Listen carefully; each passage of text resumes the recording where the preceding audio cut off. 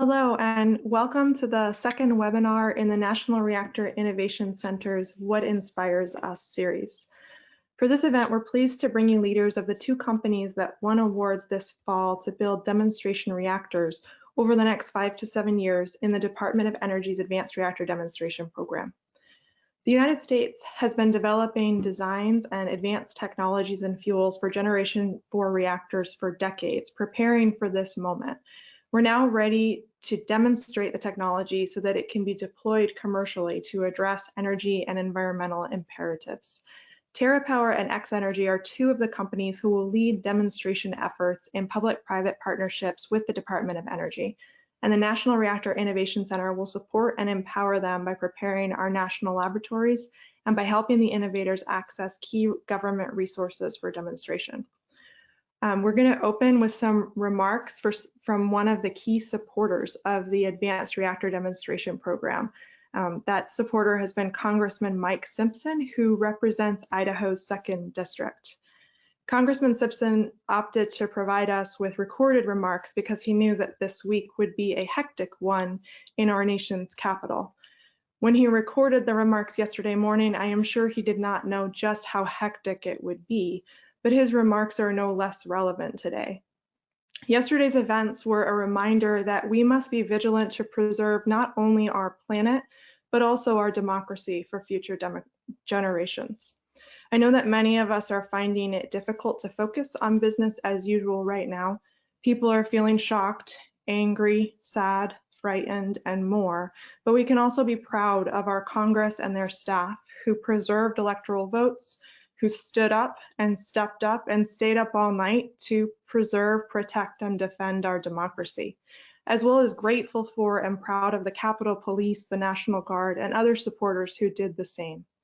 The Advanced Reactor Demonstration Program is designed to speed up demonstration of technologies that have the potential to lower emissions, create new jobs, and build an even stronger economy.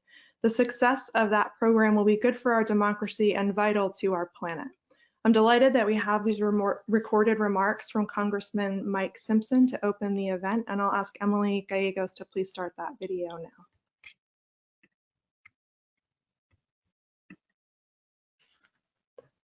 I'm happy to be able to offer remarks at this event highlighting the work of the Department of Energy's Advanced Reactor Demonstration Program's two awardees for the demonstrations, TerraPower and XEnergy. As one of the chief supporters of this program, it is great to see the department roll out these awards so that we can build on great bipartisan support for advanced nuclear.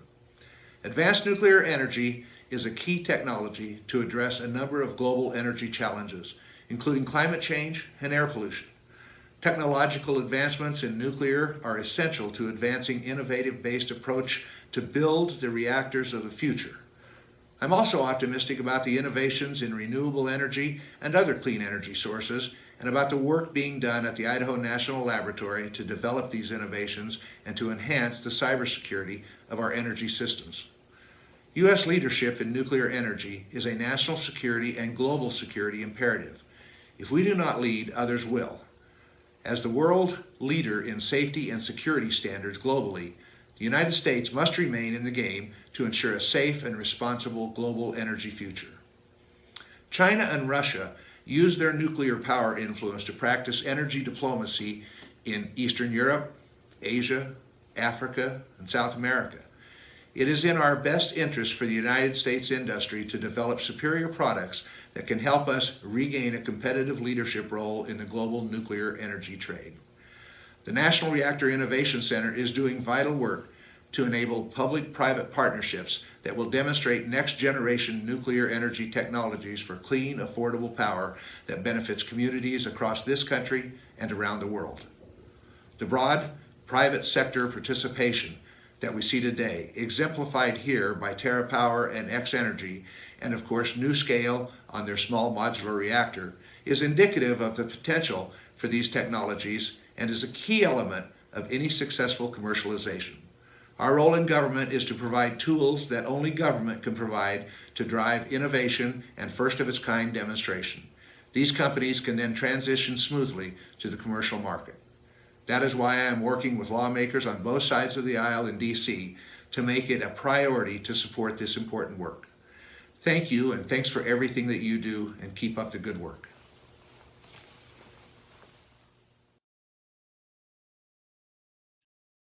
Great. Well, thanks to Congressman Mike Simpson for those opening remarks. They certainly emphasize the importance of what we're doing here at the National Reactor Innovation Center, at the Department of Energy, and at the various advanced reactor companies pursuing demonstration, including TerraPower and XEnergy. And we're honored to be joined today by Chris Levesque, President and CEO of TerraPower, and by Clay Sell, who's the CEO of XEnergy.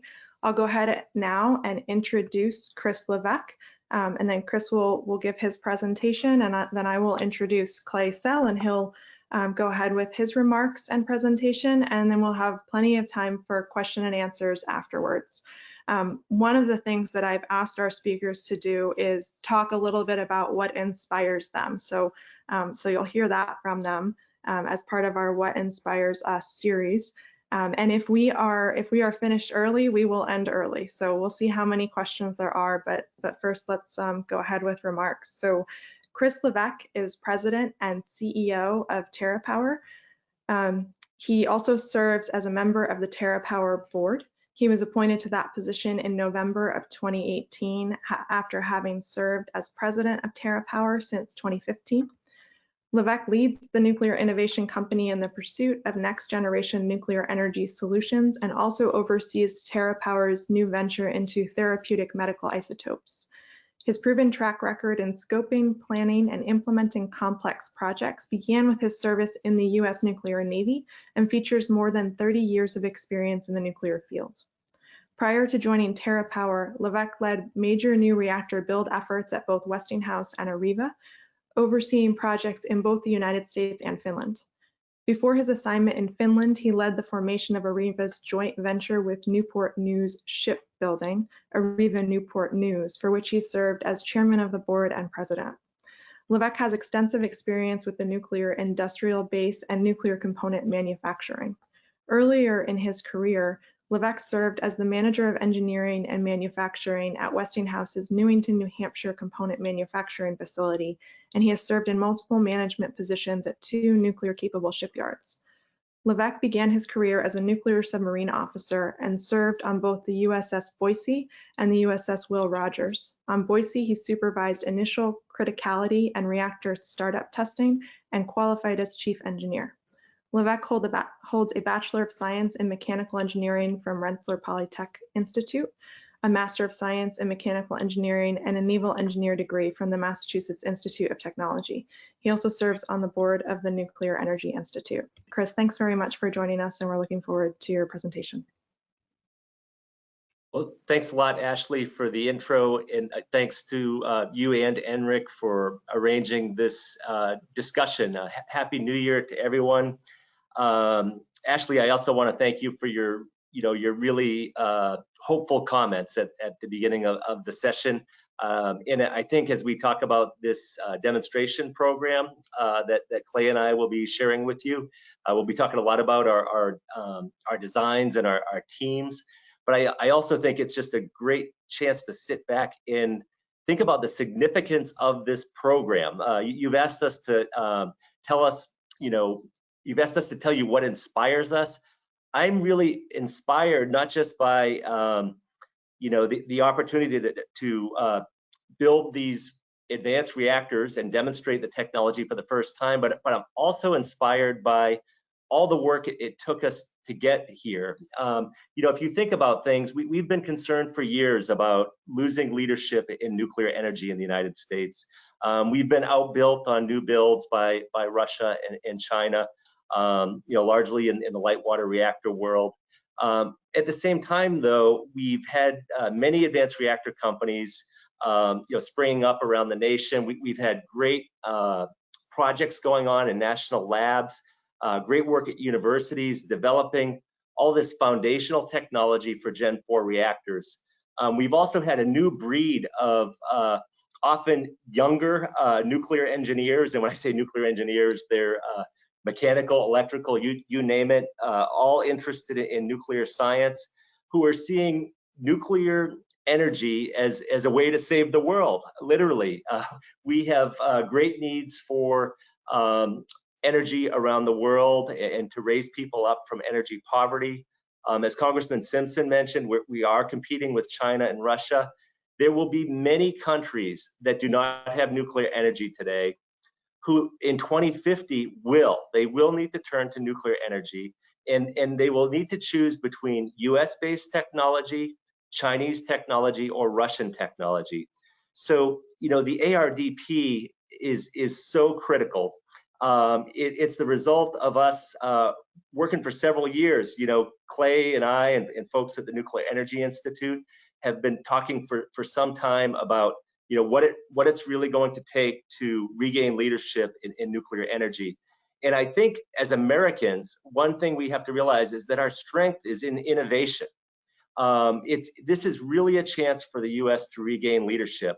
And you know, the analogy I'd like to draw is shipping port. In the late 50s, you know, the U.S., you know, following Eisenhower's Atoms for Peace speech, the U.S. decided, hey, we need to demonstrate to the world that nuclear science can be used for good, for civil power production. And we built shipping port. And what that did was it showed the world that nuclear technology could be commercialized for energy production at commercial scale. And we showed that in the late 50s for light water reactors. And the result of that was, you know, our almost 100 reactors in the US today, and over 400 reactors around the world that were really based on US origin technology. And we all know that that created 100-year diplomatic relationships with the countries that technology was exported to. So now when we think about this ARDP, and Clay and I and our companies demonstrating these advanced technologies, it's like repeating the history of shipping port, because what this is going to do, it's going to show that Gen 4 technology is possible at commercial scale.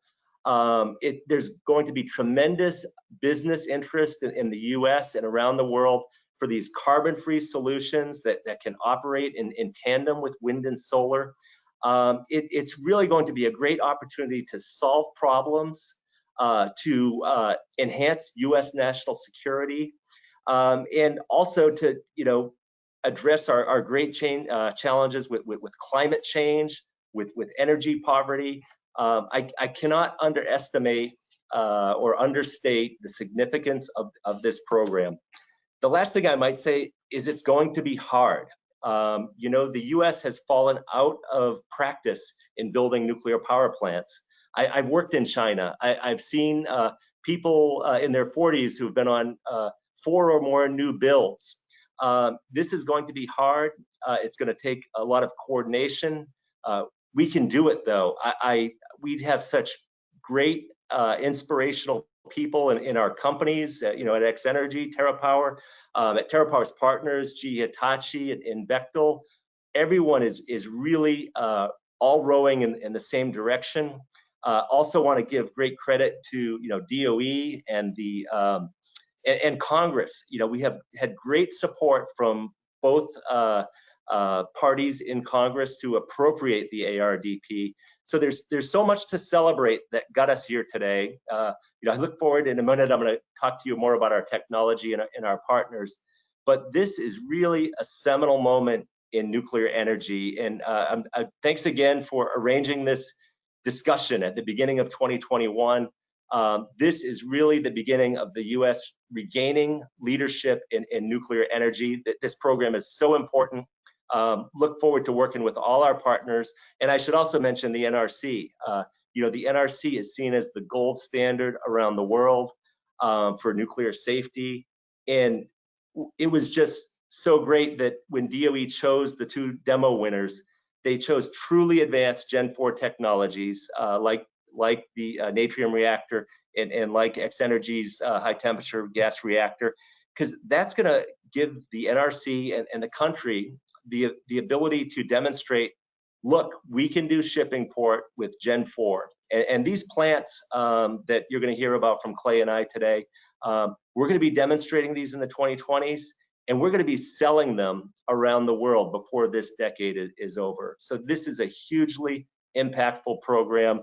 I'm very inspired by it. Sorry to go on so long, but you know, as Ashley mentioned, this is a time where we need hope. This is something that the country is doing really well. Our government, both parties, industry, universities, the regulator, we've done really well together to get to this point, and now it's time to follow through.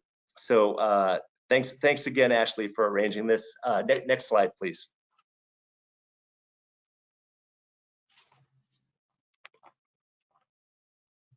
Okay, and next, please. So in mid-October, we were pleased to be selected by the US Department of Energy to demonstrate the Natrium technology. I view that as a transformational event for nuclear energy. We're going to demonstrate a truly advanced nuclear technology at scale and solve a challenge that utilities face as they work to decarbonize. The DOE's commitment to partnering with industry to advance these technologies is a vital contributor to establishing US leadership. We opted to move beyond light water reactors that have been the workhorse of the 20th century electricity systems. Fast reactors allow us to use more fuel more completely, reducing waste both from the process of making fuel and the production of electricity. We reduce waste volumes and provide a more efficient life cycle. Borrowing from the concentrated solar industry, the Natrium technology also uses molten salt to store heat. This overcomes the problem 20th century nuclear reactors had in terms of ramping their power output up or down to meet consumer demand. With its 345 megawatt electric sodium fast reactor and integrated energy storage system, the Natrium technology can be optimized for specific markets. Its thermal storage has the potential to boost the system's output to 500 megawatts electric of power for more than 5.5 hours when needed. Next slide, please.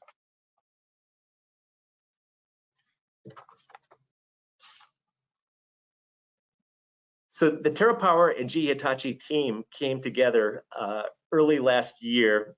Jay Wildman, as you know, is the CEO of GE Hitachi, and we've been working closely with he and the team since early last year. You know, we're both sodium fast reactor companies. GE Hitachi had experience with Prism. We had experience at TerraPower, of course, with our traveling wave reactor that we've been working on for many years. And when we came together, we said, you know, we both have great complementary experiences in sodium fast reactors, but we also have unique specialties. You know, GE Hitachi has their nuclear design experience. They've been a fuel fabricator and nuclear service provider for plants around the world. They have an established presence in many international markets. And TerraPower, what we brought was you know, tremendous experience in sodium fast reactor nuclear design, technology development, component and system testing. We've been working really since our first days at TerraPower on sodium fast reactor fuel development and qualification. So what we found in our work with GE Hitachi was that we're you know, we have similar sodium fast reactor skills, but at the same time, we're very complementary, and it's been a great team. In the last year, we've also added Bechtel to that team. They're our construction partner. And I think, you know, in the spirit of 8RDP and teaming, you know, our work with GE Hitachi and Bechtel, and I should mention the national labs also, you know, is a great example of how this is going to take teams to pull off. Next slide, please. So when we got together with GE over the last few years, we decided to step back. Again, we had all this great experience on Prism and the traveling wave reactor, and we said, let's step back and rethink what nuclear can be. You know, of course, we're both believers in sodium fast reactor technology. You know, we're all familiar with Gen 4 benefits. You know, fast reactors provide all kinds of new possibilities with the fuel cycle. We reduce waste by at least 2/3 in fast reactors, and with advanced computing, we've been able to redesign the physics of our reactors to you know, allow for very complete usage of the fissile material. So and also sodium fast reactors operate above 500 C, where LWRs are closer to 300 C. So you get that increase in thermal efficiency. So we were, you know, really both GE and us were really, you know, already very convinced that sodium fast reactor technologies were our way to make a contribution to, you know, the energy needs of the future. But as we step back, we made a couple really major changes. One was we made an architecture change that really made a very hard split between the nuclear island and the power island, and I'm going to talk about that more. But the other thing we did was we said, you know, reactors have been boiling water for 60 years now. We looked at our the concentrated solar industry that has to manage transients. You know, solar plants have a transient called clouds. When clouds go by, solar plants need to continue to supply power to their customers. And the way they do that is they store their heat in nitrate salt systems, large molten salt tanks. So what we did was we looked at the this energy storage that's employed in the concentrated solar industry, and we said, you know, that temperature of that nitrate-based salt is very close to our 500 degrees centigrade sodium fast reactor. Instead of boiling water in natrium, let's store energy, and that's what we have in natrium. We have a plant that operates at 345 megawatts electric nominally, but it can flex to 500 megawatts for 5.5 hours or more even. And that's going to let natrium operate in tandem with wind and solar, which, as we know, is being built out massively in the US and around the world. Next, please.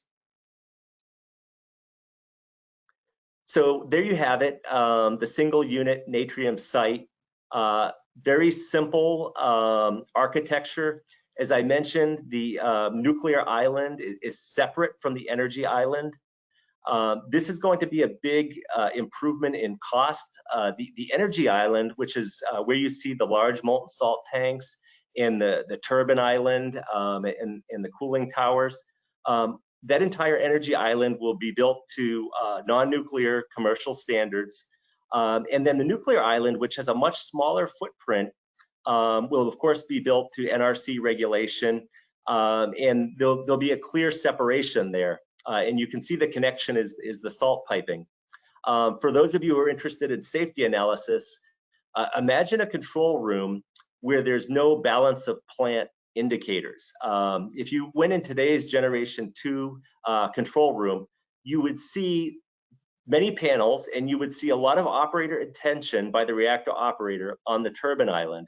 And that's because the turbine island can introduce many different transients that affect reactor safety.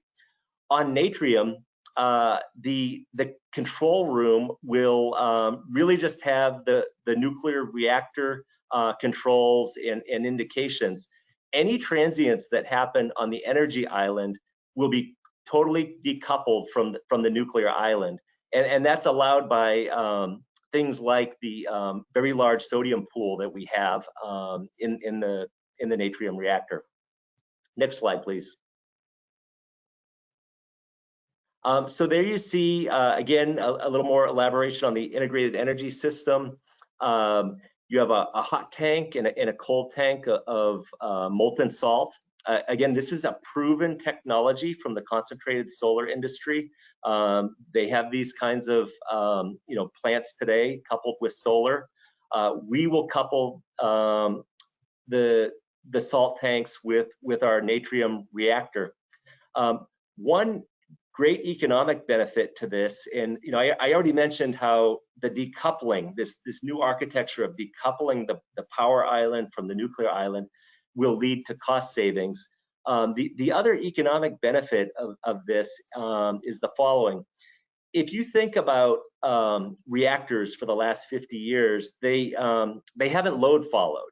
And that's for several reasons. One reason is reactors have been treated as base load, especially in the US. So they've operated at 24/7 all the time. The other reason we've tried to run our reactors at 100% power 24/7 is if you look at a nuclear power plant site, they're the most expensive part of the plant. So to get your return on investment from a nuclear reactor, you really want to be running it 24/7. So the neat thing with this integrated energy system is the reactor is running 24/7, 100% power all the time. So you're getting, the most work out of your most expensive asset, and then you're ramping up and down in power with the energy island. And again, a great architecture. Think of Natrium as everything that we wanted, with Gen 4 benefits in terms of safety, waste reduction, efficiency, economics. And now we've added on this load following capability, which it's coming at just the perfect time with the massive build out of wind and solar. Because as you know, there's such a massive build out of wind and solar, which is intermittent. Many markets like Germany, California, and others are beginning to show some pain from not having enough storage due to these intermittent sources of wind and solar on the grid. Next slide, please. Just an example, I mentioned the California market, where a technology like Natrium would be especially useful. Natrium will run at its 100% reactor power all the time. But in the graph here, you can see how we can store heat in the molten salt tanks when energy and electricity demand is low. And then you can see how when load spikes during the day, the Natrium reactor and its energy system can use some of the stored energy in the molten salt tanks to, again, ramp up to 500 megawatts electric for more than 5 hours. Thanks. Next slide, please. Just another view of the reactor. And what I'd like you to gather here is the simplicity of the Natrium plant. It is a passive plant, and there's been passive LWRs as well. But several things about the Natrium design really support collapsing the safety relevant systems to a very, very small footprint. You can see the RVAX basement area at the bottom of the reactor. What that is, it's an air cooling system for decay heat. We don't require any kind of extra hydraulic piping systems to cool the reactor after a scram. Decay removal will be done automatically with natural sources, with airflow, and that's going to greatly limit the amount of attached piping and what we call nuclear sprawl. So the number of safety systems on Natrium, because it's inherently safe from the beginning, is going to be very small, and that's just going to support a very simple reactor with a small footprint and thus enhanced economics. Next slide, please. Just a little bit more on the decoupling approach. The nuclear island will be built to nuclear QA standards under oversight of the NRC, but the energy island will be built to commercial standards. And of course, this is a new design. This is going to require considerable work with the NRC. These discussions have already started.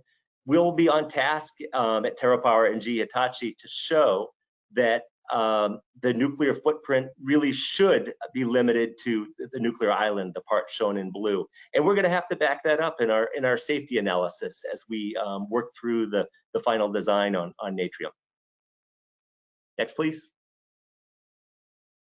So there we have it. I'm really looking forward to hearing more from Clay too, and really excited about working with GE Hitachi, Bechtel, our utility partners, Energy Northwest in Washington, Duke Energy, and Berkshire Hathaway Energy.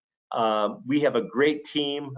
We have a great technology, again, that is solving all the Gen 4 challenges, but also solving this new problem of how do we work in balance with intermittent wind and solar.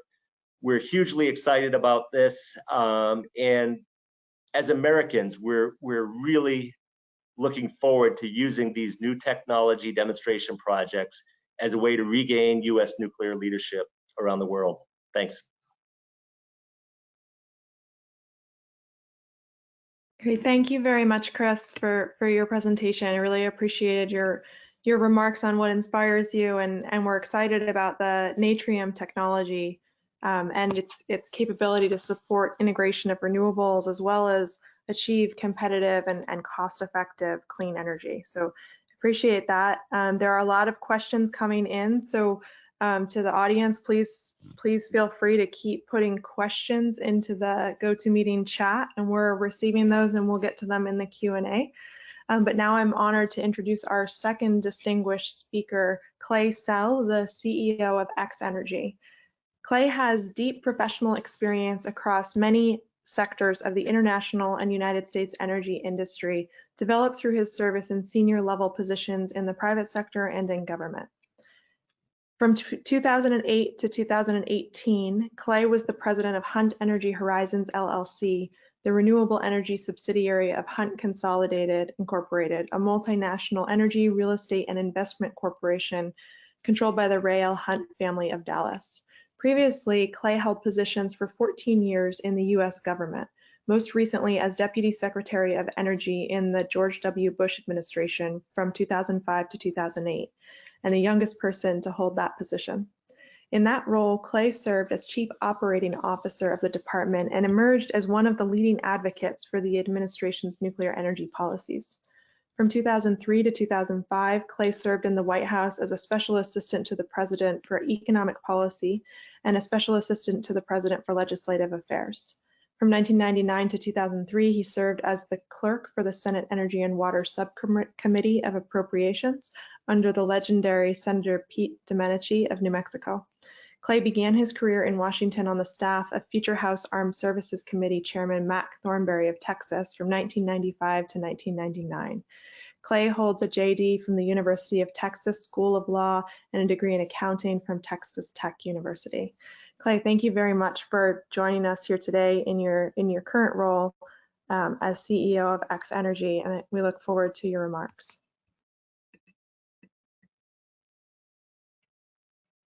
Thank you, Ashley. I want to do a quick sound check. Can you hear me okay? Yes, we can. Thank you for that very kind introduction. I really appreciate it. And I also want to say thanks to Congressman Mike Simpson for the excellent scene setter remarks that he made. And it's just a particular honor for me to be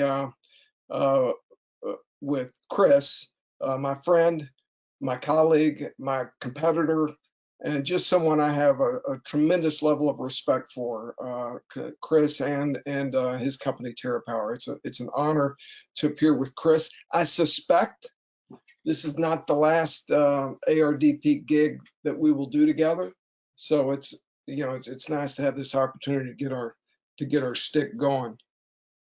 I really want to do three things today, and I'm going to be responsive to Ashley's direction that I speak to what inspires me, number one. Then I want to talk about a little background on XEnergy and our commercial reactor and fuel technology, and then give you some basics on a few more specifics about our ARDP proposal, hopefully with the goal of assaulting the crowd for some great questions and follow-on discussion. So, Ashley specifically asked me, as it relates to what inspires me, as to why I came back to the nuclear sector after 10 years in the energy, in the renewable energy and oil and gas sector. And in a lot of ways, I have a very straightforward answer, but I have to admit, and I have to be honest, that after witnessing what we witnessed yesterday in our Capitol, it seems hard to talk about inspiration without acknowledging the deep, the context of the deep emotional reaction, the sense of horror, the sense of unbelievability that I felt, and I know each of you felt about yesterday's insurrection in our capital. And my empathy, my sympathy goes out to the staff and members that were involved, and my thanks and pride goes out to how the first responders responded and how quickly the business of the nation got back going again on that same day. But you know, I have really strong views about the important role that government can and must play in shaping markets and in supporting innovation. And government's ability to be successful in those efforts is linked in some way to what happened yesterday.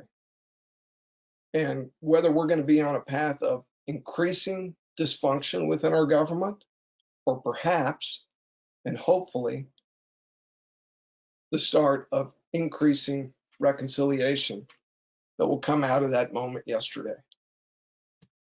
Now, I was in the Capitol on 9/11. I was a staffer there. But not even 9/11 honestly shook me quite the way yesterday's events did. And I remember talking to one of my mentors, the guy that brought me to Washington, Mac Thornberry, just a couple of weeks ago. He's the former ranking member on the Armed Services Committee, and he retired after 26 years. And we were talking about what keeps him up at night.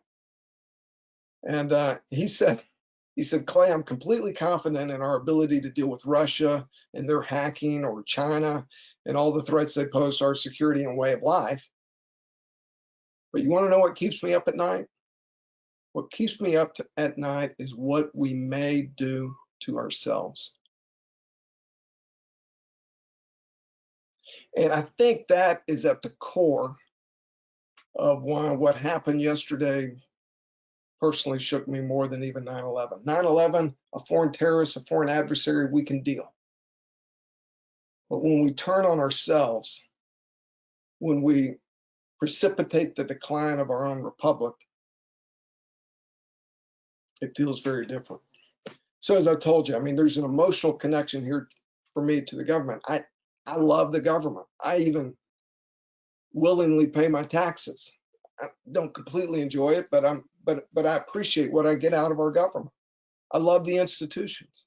I loved being part of the Senate staff with Senator Domenici, and I truly loved my time running the Department of Energy from 2005 to 2008.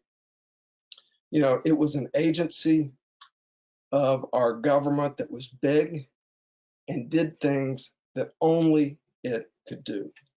And there was a narcotic quality that and satisfaction that I got from working in government. I love the fact that energy policy is historically and traditionally bipartisan. I love the fact of the way nuclear power, nuclear policy has become even more bipartisan in the 10 years that I was gone. It was a dramatic change and improvement since 2008. In fact, I often say that the policy and commercial environment for nuclear is improving at an increasing and accelerating rate. And there is no greater example of that, in my opinion, than this Advanced Reactor Demonstration Program. Created in the Congress, not in the administration, created in the Congress by Simpson, by Alexander, by Murkowski, by others, on a bicameral, bipartisan basis, putting $4 billion on the table to get innovative US designs back into the game. It is a massive, massive public-private partnership to get the US going again. And I love, and I am motivated, and I'm inspired by being part of something big, part of a company that intends to completely disrupt the power industry and completely change the way the world thinks about electric generation, to help take a technology to the marketplace that can bring clean water and clean electricity to every corner of the globe. And that's something that everybody at XEnergy, that's a value that we all share. Everyone joins our company because there's some part of their psyche, there's some part of their inspiration that they draw on the view that we are going to be part of bringing clean water and clean electricity to every corner of the globe. So that's the emotional connection. this big altruistic vision in partnership with the government that really inspires me. But there's also something just much simpler. And that is, kind of beyond this emotional connection, what really drew me back to this industry was timing. The timing of this business opportunity, the immensity of the business opportunity for advanced generation 4 nuclear power. This is something that I may be a little contrary to the conventional wisdom, but I can assure you the conventional wisdom is catching up with me. If we can go to my next chart, and yeah, my next one after that. So I like to talk about these 4 factors that are coming together now, unlike any other time in the history of the nuclear industry. The first 2 factors are global energy demand and decarbonization. And this is something that we all talk about, you're all intimately aware of. 2 great challenges in opposition. We know global energy demand is projected to increase 50% by 2050. At the same time, the world economy must dramatically reduce carbon emissions. This is the great economic environmental challenge of our time. And nuclear power is integral to reducing the carbon emissions because it's the only low carbon source that is always on, can be located anywhere, and has the ability to scale on a timeline that is relevant to address this great environmental challenge. Solar, wind, and hydro simply cannot do that. Nuclear is the only technology available today that can solve the 2 great challenges of meeting global energy demand and meeting the challenge of reducing carbon emissions. But there are 2 other things that are happening now which have never happened at the same time as the first 2. And the first one that I like to talk about is we are approaching the great roll-off of the Generation 2 nuclear fleet. As most of you know, 10% of the world's electricity is from nuclear power. Most of those nuclear power plants were built between 1970 and 1985. Most of those plants were for 40 to 60-year lives. And the great roll-off of those plants will be its steepest between 25 and 30.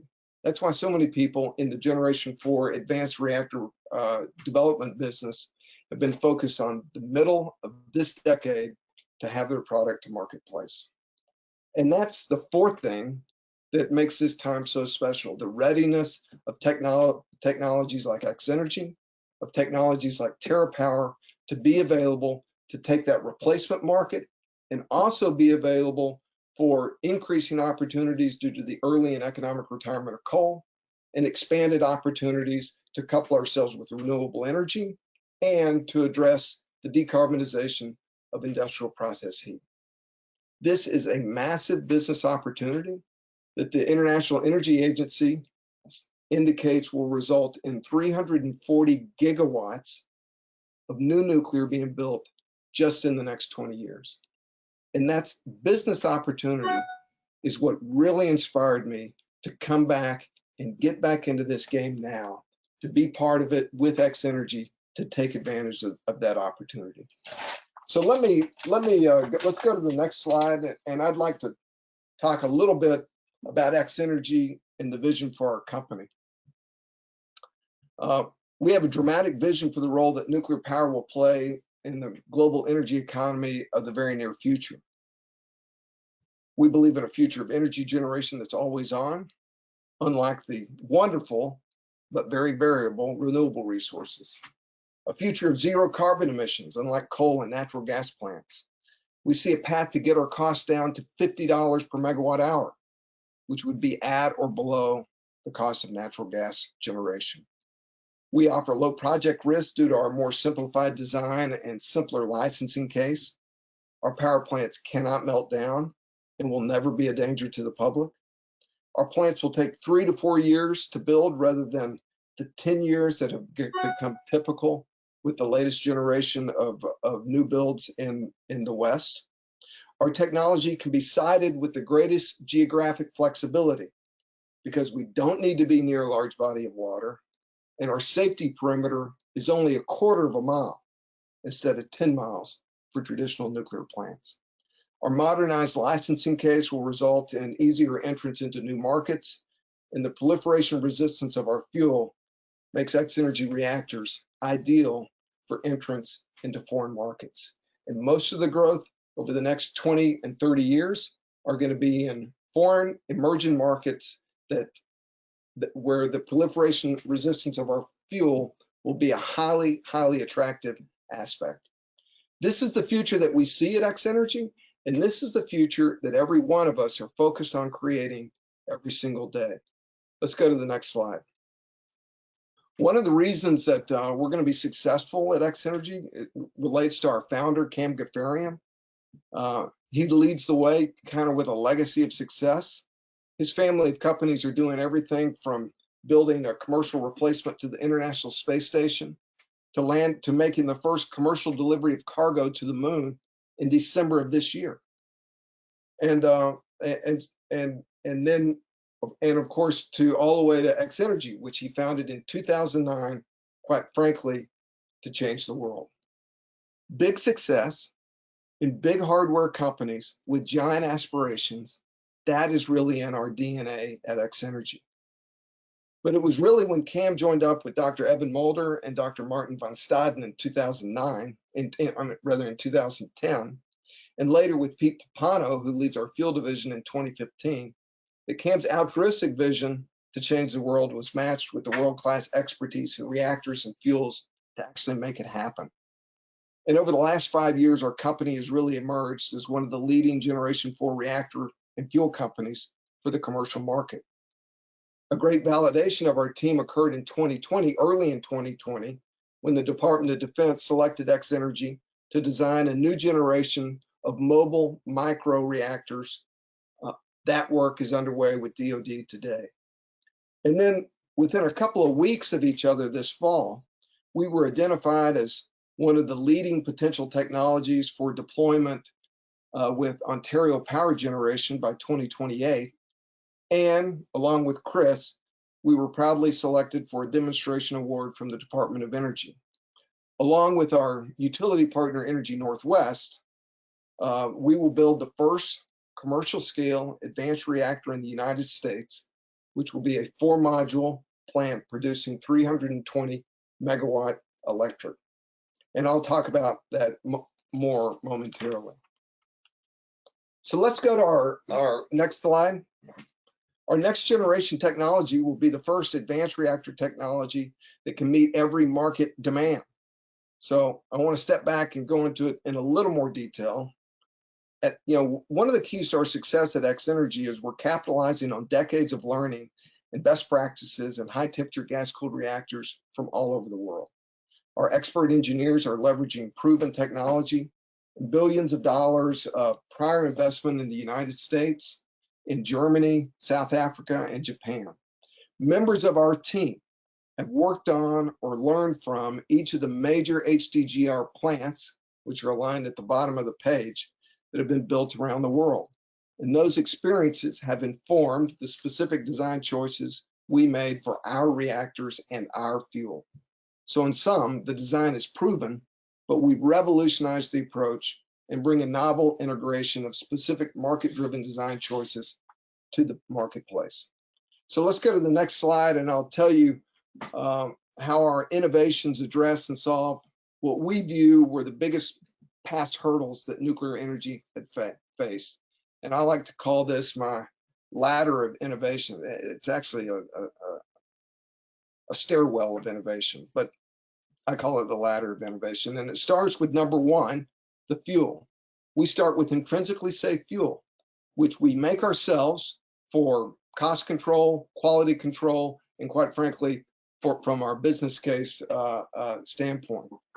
Our TRISO fuel has been described by the U.S. Department of Energy as the most robust nuclear fuel on Earth. Why did they say that? Because the tiny particles of uranium are encapsulated in multiple ceramic layers that can never melt. These particles are formed into a cue ball-sized pebble, that flow continuously through our reactor cavity, similar in terms to a gumball machine. That leads to step 2. Our special TRISO-X fuel, which we make again in our own commercial fuel facility, is then designed into a reactor that is intrinsically safe. That means it's impossible for the core to melt based on the physics of the reactor.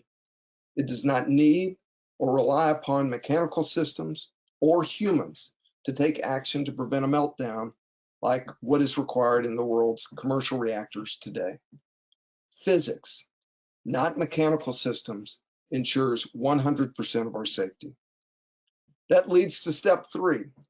When you start with a reactor that cannot melt down, that leads to a much more simple and elegant design, resulting in a dramatic reduction of required subsystems and parts. The XE100 has 1/10 the components of a traditional commercial nuclear power plant. 1/10. And that leads to step 4, our simplified licensing case. With regulators in the US now moving to a risk-informed licensing approach, the licensing approval risk on the XE100, because of its intrinsic safety, results in less risk to analyze, fewer systems to review, and a faster regulatory process.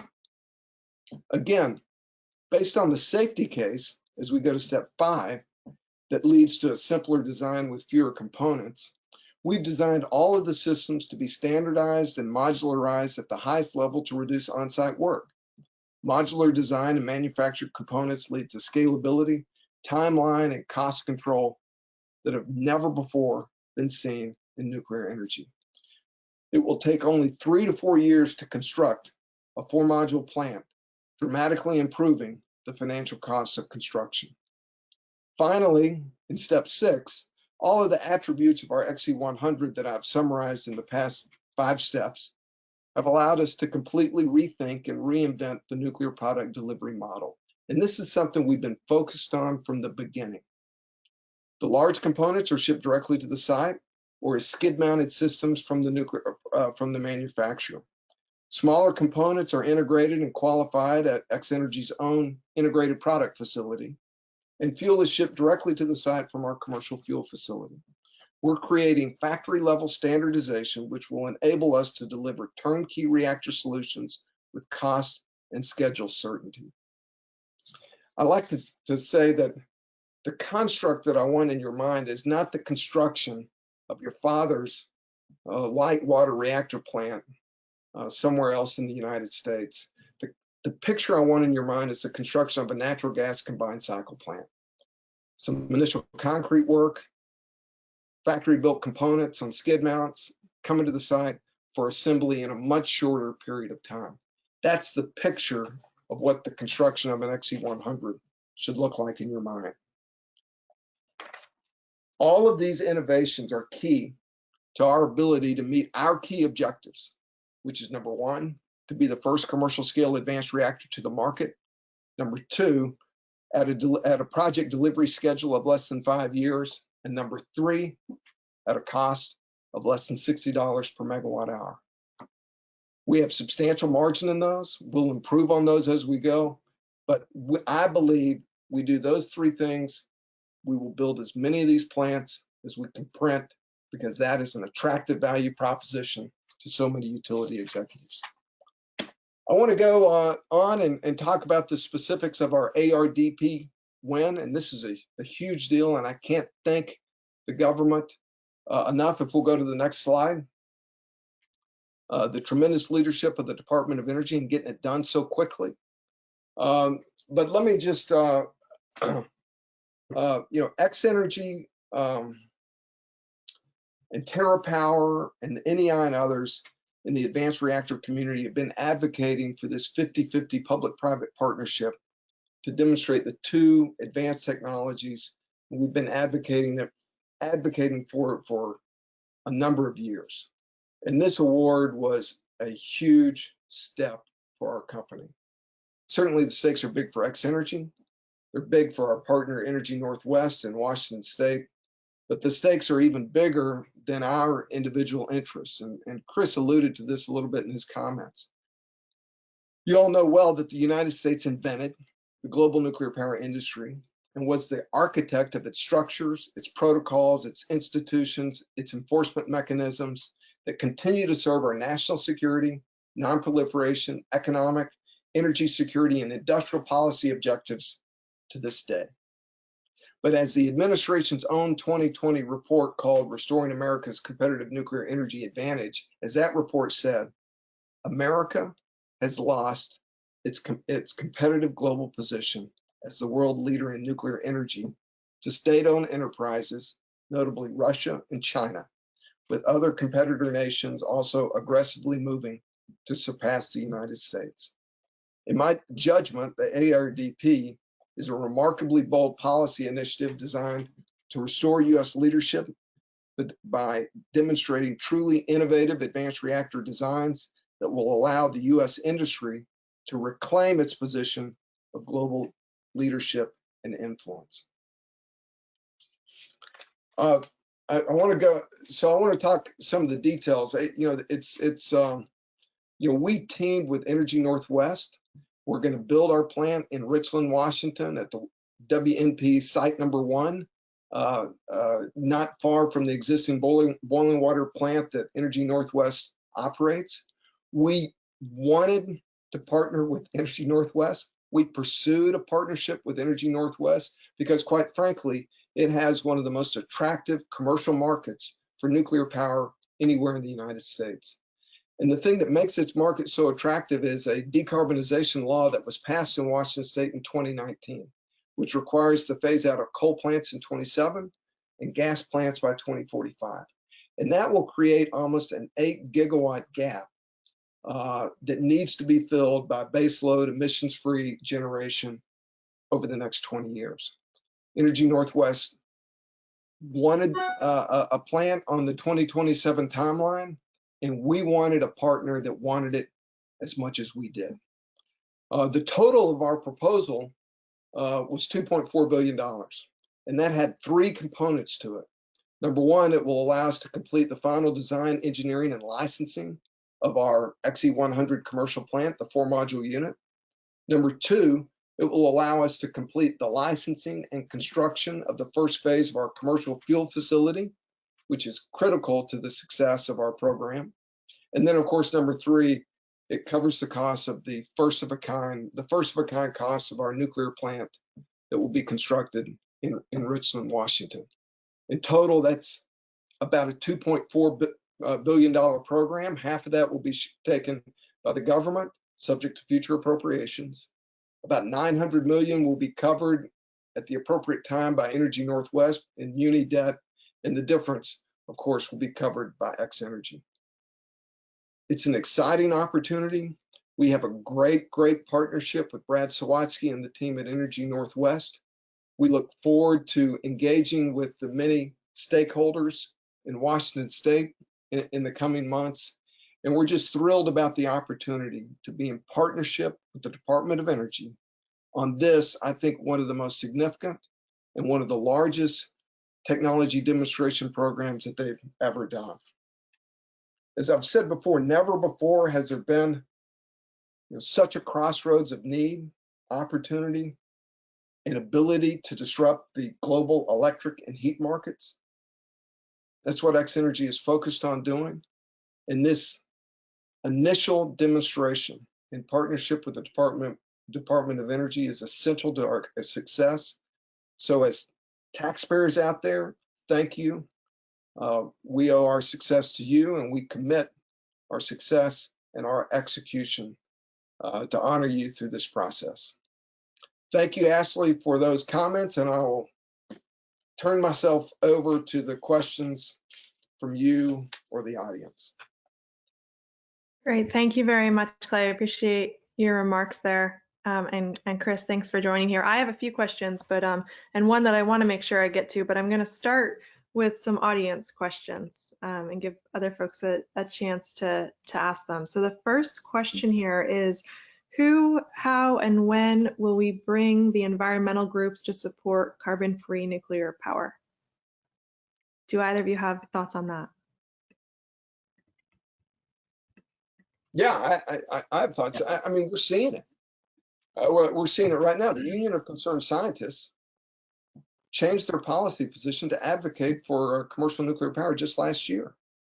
And the depth and breadth of the political support for nuclear power in the role that it plays, the important role it plays in addressing climate change, is only extending the level of support with groups that were traditionally, not great advocates for nuclear power. And we're seeing that support reflected again with tremendous bipartisan support in the Congress and in the administration. So, again, the environment for nuclear power from a policy standpoint, from a commercial standpoint, is increasing and changing at an accelerating rate. 3 years ago, who thought that we would have the ARDP awarded right now? 3 years ago, who thought Canada, our great partner and country to the north, a great leader, a tremendous nuclear economy, who knew that they would have launched their small modular reactor roadmap and be planning to build an advanced technology SMR at Darlington by 2028? Who knew that the Department of Defense would launch a micro mobile reactor program? Just so much is happening across the space. I think both the importance to climate change and the benefits of these advanced technologies are making that possible. Now it's up to us, it's up to Chris, and it's up to me to execute and make good on the promises of our technology. Yeah, I'll just add, I agree with everything Clay said, and just to build on that, like Clay said, there's incredible momentum. People who were clearly anti-nuclear before are now much more open, but we really are going to have to continue to work on the public, on the environmental groups. The NRC approval process is filled with public meetings. There will be so many opportunities for the public and interveners to get involved. We really need to earn their trust. And I think the thing that all of our Gen 4 technologies start off with is we know today's light water reactors are very safe, but when we get to Gen 4, we can talk about the different attributes of Gen 4 reactors. Like in the case of a sodium fast reactor, we have our metal fuel. We have sodium cooling that liquid sodium happens to retain iodine. We can show the math on why our emergency planning zone should be much smaller than 10 miles and in fact confined to the site boundary. So I think we have all the right science. Some of the trick though is going to be communicating this in really straightforward ways, in kind of at the level of high school chemistry or physics class. Because I even get frustrated sometimes talking to people outside our industry, and they'll ask a question about safety, and I look at the watch, and it'll take me 20 minutes to explain to someone outside the industry why we're safer, why we're okay, and usually when you spend that time, you win people over, and I think we have to keep looking for opportunities. I saw some of the Q&A involved. Should we be doing more mainstream advertising as an industry? It's possible. Clay and I talk about this with Maria Korsnick at the Nuclear Energy Institute. This program is great. It's such an opportunity for our country and for the climate. But we'll have to be working on the PR and and bringing the environmental groups along. And then of course, we're gonna have to be very transparent and really earn the trust of these groups. Thank you. I'm going to ask a couple of technical questions in here as well, so you can give brief answers to those if you have them, or we can follow up to get answers. Chris, here's one for you. Can sodium fast reactors produce modern supercritical steam conditions, which needs about 565 degrees C and 250 bar, which is 25 MPa? Yeah, that hasn't been one of our objectives. The range of a SFR, goes down to the low 500 degrees C range. So we but just being at that temperature alone gets you 41% efficiency with your steam cycle. So yeah, we haven't had the objective of going for supercritical. Thank you. And Clay, for you, is XEnergy considering moving to a Brayton cycle in the future?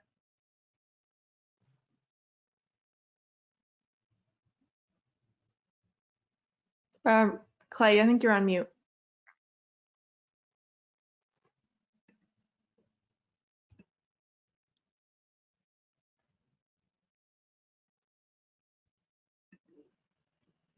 While we wait for Clay to get back on audio, let me ask you. Can you hear me now? Yes, you're back. Go ahead.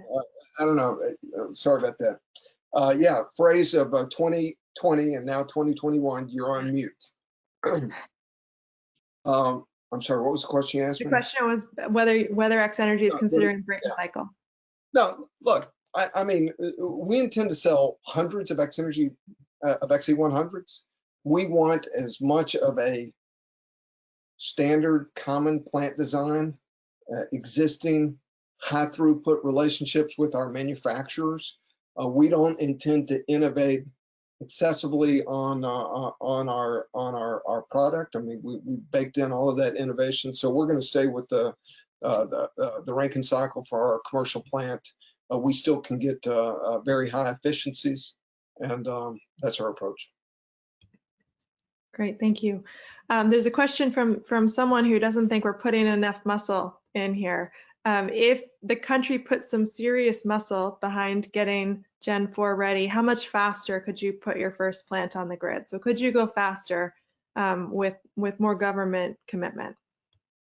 I think these 7-year schedules are already pretty darn aggressive. If you look at, you know, the U.S. performance on some of our light water reactor projects, we have to improve already. So I think I actually welcome the 7-year schedules. You know, I think the appropriators, some of the people who were behind supporting ARDP in the Senate were some of the big pushers for the 7-year schedule. I think it's just about right. You know, we have to realize that we're out of practice in the U.S.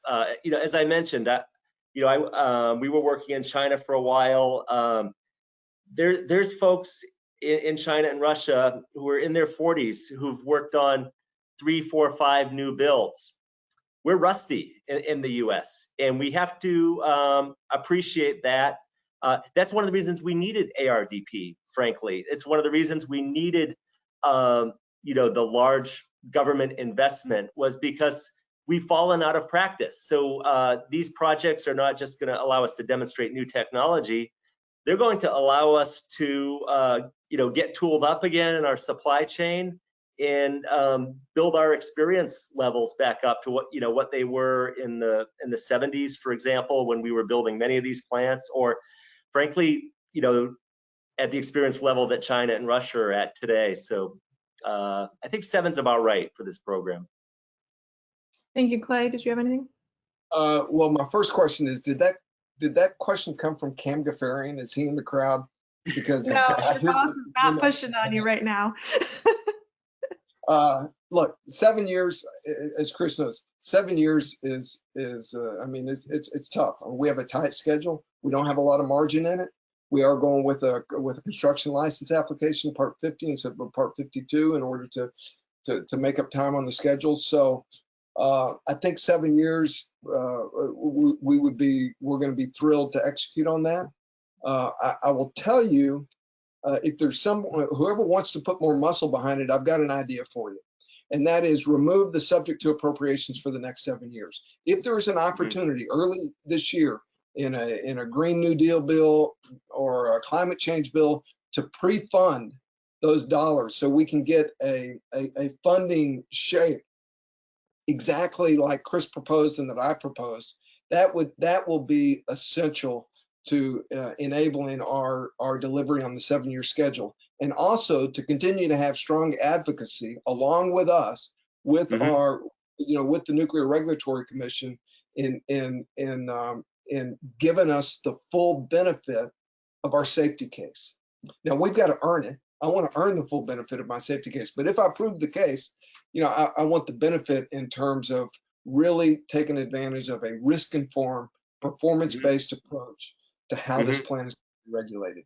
Those two things, pre-funding, the continued focus and emphasis on the regulator, will be key to getting our schedule done.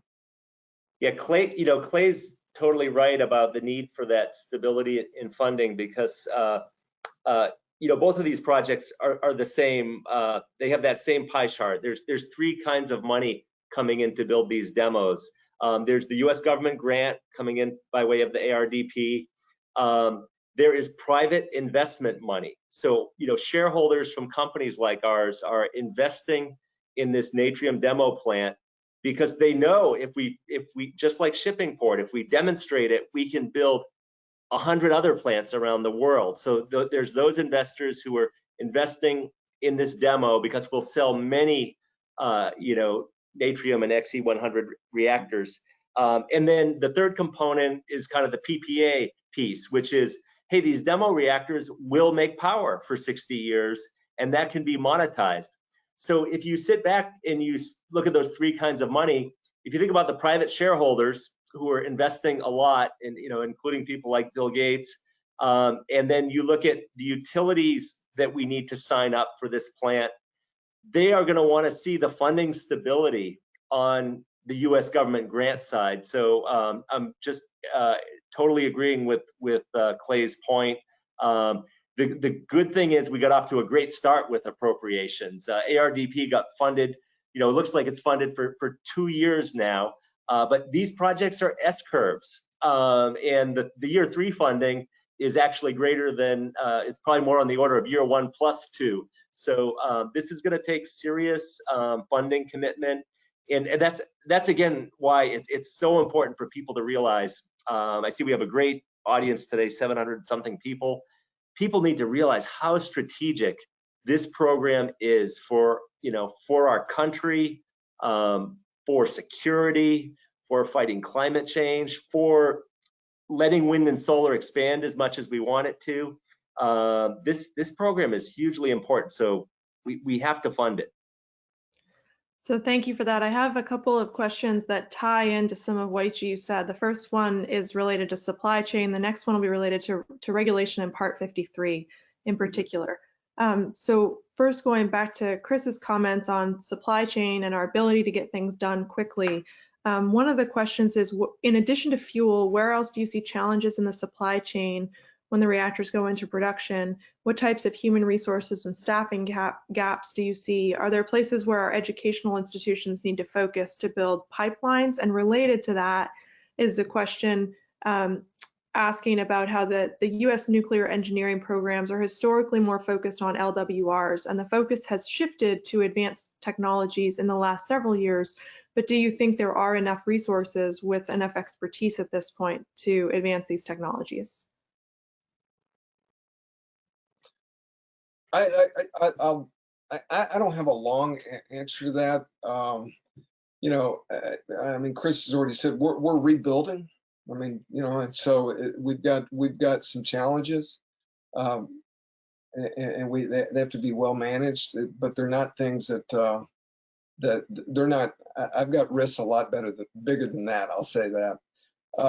But as long as I can compete effectively with all of the people that NRIC and Idaho National Lab is hiring, I do okay. But that's my biggest challenge. We are hiring a lot of people. So yes, look at our website. Yeah. So for supply chain and for human capital and experience, we're starting kind of on our back heels because we haven't been building new reactors in the U.S. But there are some opportunities. Large light water reactors. I can remember being involved with trying to get these projects off the ground 12 years ago or so.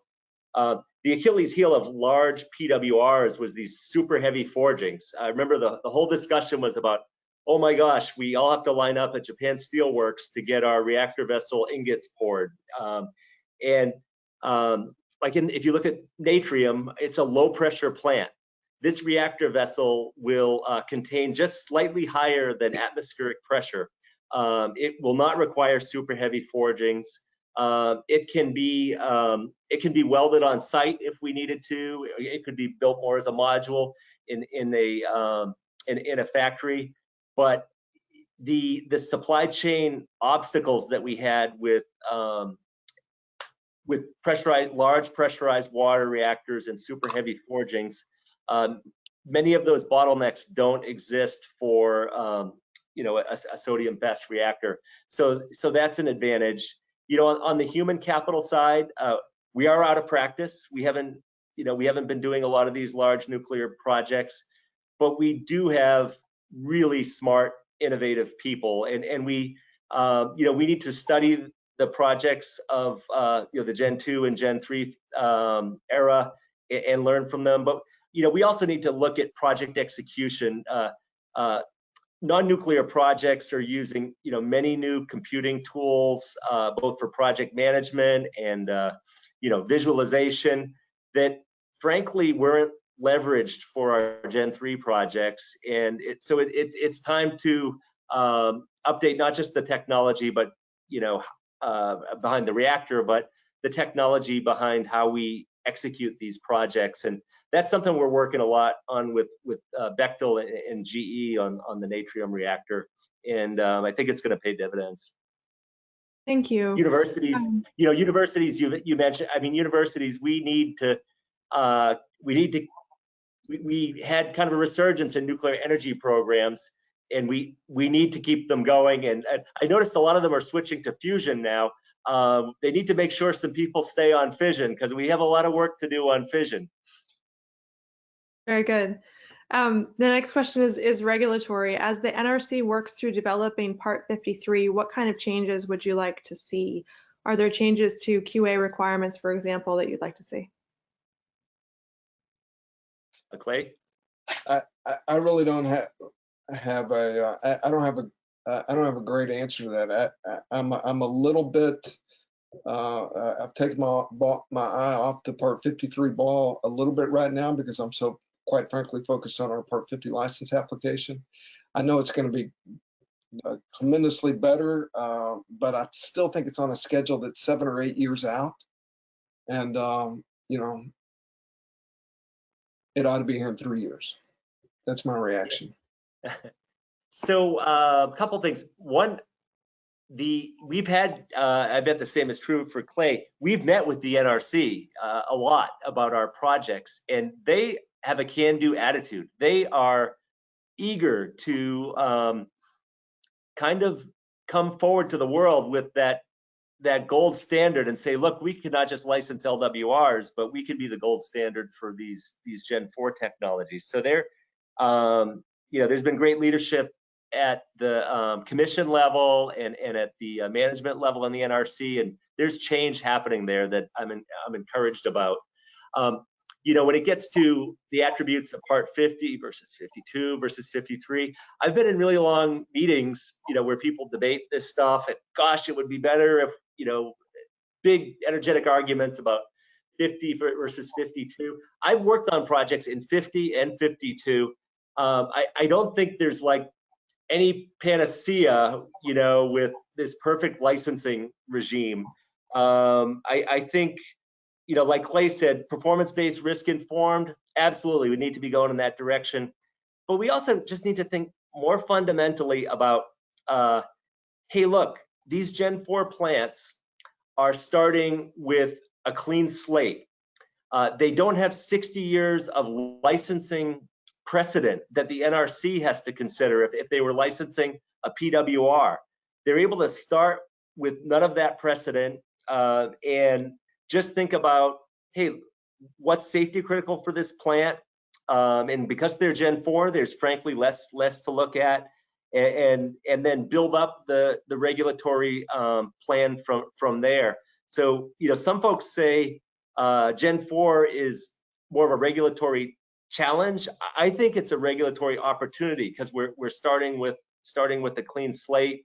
Again, the NRC is totally can-do on this. If you think about smaller EPZs, let's figure out how to do that. Let's figure out how to do and convince the public and the environmental groups that smaller emergency planning zones can be done with these new technologies. Because I'm telling you, siting an EPZ has been the Achilles heel of nuclear energy for decades. When I grew up in New Hampshire, Governor Dukakis of Massachusetts at the time blocked Seabrook because of this non-deterministic, because of the deterministic EPZ. It wasn't based on safety; it was based on statute.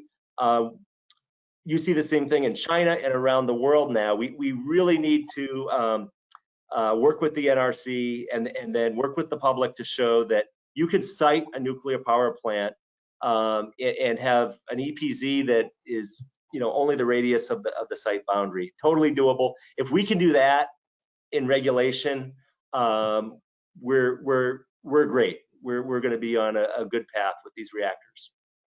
Great. Well, I want to make sure I get time in for my question. So apologies for hijacking this a little bit, but my question is, what are the most important things that NRIC and the DOE labs can do to support your success, and what do we need to do better? I'll go again. I'll be a little quicker on this. Fortunately, our HTGR technology and a lot of our fuel work is advanced, and we're well beyond R&D. We still have a little bit of data collection that we're completing on graphite irradiation and some other things, but we're largely in just the commercialization phase and largely free of the kind of dependence that vendors historically require from the labs. And so that's a benefit. We still work with the labs on some of our analysis, our code verification and related activities, but we're largely graduated. Yeah, so first, the national labs provide a big foundation for what we're doing here on these ARDP projects. In the case of natrium and sodium fast reactors, there's decades of experience at INL, at FFTF, at Argonne on National Lab on sodium fast reactors that we're leveraging here. And those national labs are going to be part of these ARDP projects. We will have many national lab people working on these projects with us. And in terms of what needs to change, we're all out of experience. We've been doing many small projects, single-digit million, double-digit million kind of studies in the labs and in our companies. And now we're going to have to come together on these integrated projects and really, frankly, with a higher level of accountability. It's not going to be about just, spending our R&D budget for the year. It's going to be about coming together as an integrated project and succeeding in executing this 7-year schedule. So, yeah, in the role of NRIC's been, congratulations to you and Nick on really getting NRIC started and being a change agent on advanced nuclear. I'll be really open. I was brainstorming with Ashley about, gee, things NRIC could do. Maybe NRIC can, help advocate somewhat with the national labs on our projects. We're talking to DOE right now, for example, about, when these projects are, when the contracts are awarded, there's going to be massive government grant money coming in. There's going to be massive private money coming in, and we're going to need the right project governance structure. It's going to be lots of private money, lots of public money. And there's going to be, project governance is all about assuring the shareholders, the people who are paying for those projects. It's about assuring those people on the private side and the public side that we're on track, that we're going to have an operating demo reactor in 7 years. So, this is something that's just, being discussed in the DOE contracting discussions now. I guess I can't say more about that because it is a contracting discussion. But this idea of this being a public-private partnership, there's massive private money and public money at stake. The accountability, the private investment oversight, the public investment oversight really needs to be thought through. We haven't done PPPs in nuclear energy in the U.S., and so we need to give this some thought. And I was suggesting to Ashley that maybe NRIC could, somehow be an agent in that discussion. Thank you, Chris. So Thank you. actually, Chris will end up being more popular with the labs than I am. I am going for the popularity contest win with the trades and the crafts. Well, it's not a popularity contest. I think it's a contest to get a commercial product out there, right? We're running out of time, and I apologize for that. There are so many questions we're not getting to, but I do just want to give you each a minute to tell us about how you're addressing safeguards and security in your designs. Can you take a minute or two on that? Let's go ahead. Yeah, sure. This is going to be an important aspect of our design, safeguards and security. I think our technologies do enable different approaches. On security, some call it guns, guards, and gates. Today's nuclear power plants, today's large site LWRs are sprawling, and there's tremendous economic benefits to having, or tremendous economic cost, I should say, to having a large security force on site. Just having a smaller footprint, creates all kinds of new benefits. Some of the non-proliferation aspects of Gen 4 technologies, I think, are going to have payoff when it comes to our safeguards design. For sure, we have to be paying attention to these things, and not just for U.S. deployment, but for deployment of these reactors around the world. We do have, there are some unique benefits of our design, and also some unique challenges of our design from a proliferation standpoint. Our tricycle fuel pebble is a very robust fuel form with very little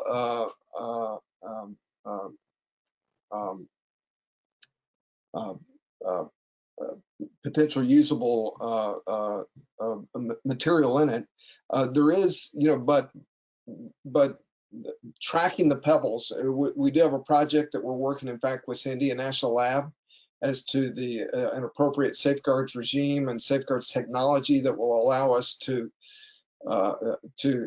track the material always to the satisfaction of our external critics and advisors from a safeguard standpoint.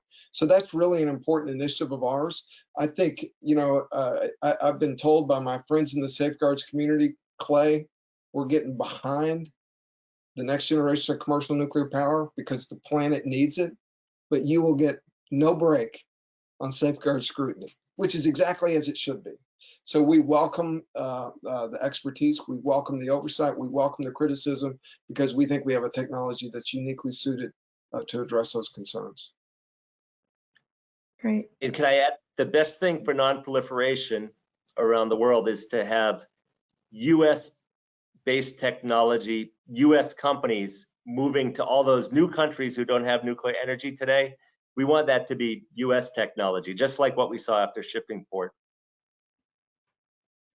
Great. Well, thank you both very much. I now get to close us up here in the last couple minutes and just reflect on some of what you said. I mean, what we heard today was that the timing of this effort it's perfect. This is the time.